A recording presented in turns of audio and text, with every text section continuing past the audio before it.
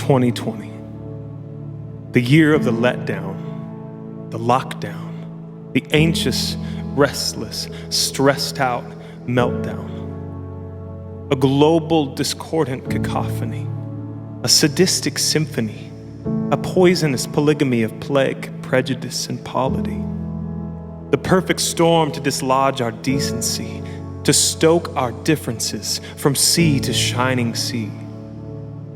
A viral medley so mysteriously infectious, it's both thieved us of life and inflamed all our factions. Red or blue, left or right, pick your poison and plant your position.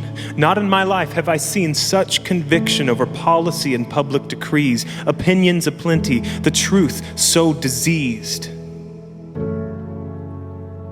And to top it off, adding insult to discord, the rise of racial unraveling, the renewed reality that skin hate's still breathing, the reeking reminder that racism runs rampant, the God image and all still classified and dismantled.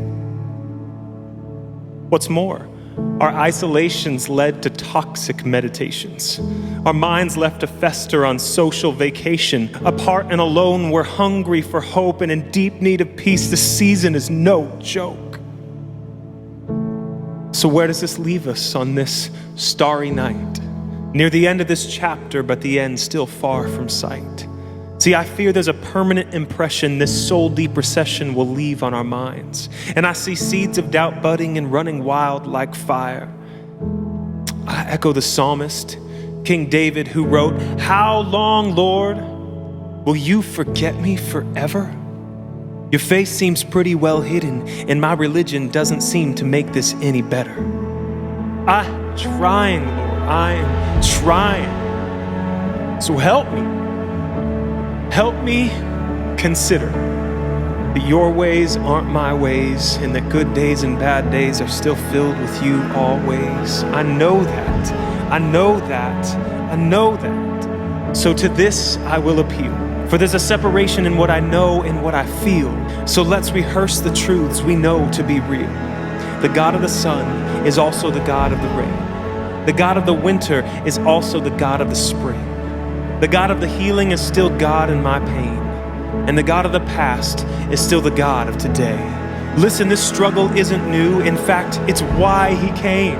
Not to erase all pain, that's the end of the game, but to enter our mess. Not to dry all our tears, but to cry with us. That's the Christmas story. Not a God so high and mighty, so removed that he rules so blindly. He's not a king who commands out of selfish ambition, not of greed for some riches or rank or position. Don't be mistaken, he's a God most worthy, but didn't lord it or leverage his authority. Instead, he set aside all that glory and came undercover, born disguised as a slave to serve like a brother, to feel the world and see the night turn to day, to feed the poor and heal the souls he had made. So to all those who wonder where God's been at, I'm confident you'll see in the near days you'll look back that he's smack dab right there in the middle of your tracks. He's with you, I'm telling you. If you're gonna believe one thing, believe that. See, what the psalmist forgets or had yet to experience was Emmanuel's grand plan to love man so furious. See, he stepped off that throne and into the mud.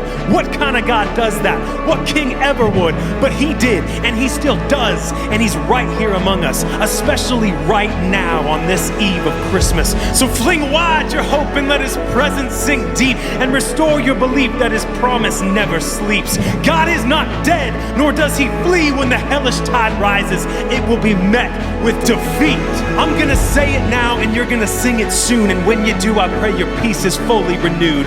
May his favor be upon you for 1,000 generations, and your family and your children and their children and their children.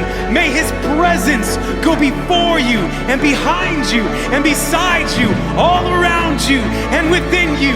He is with you. He is with you.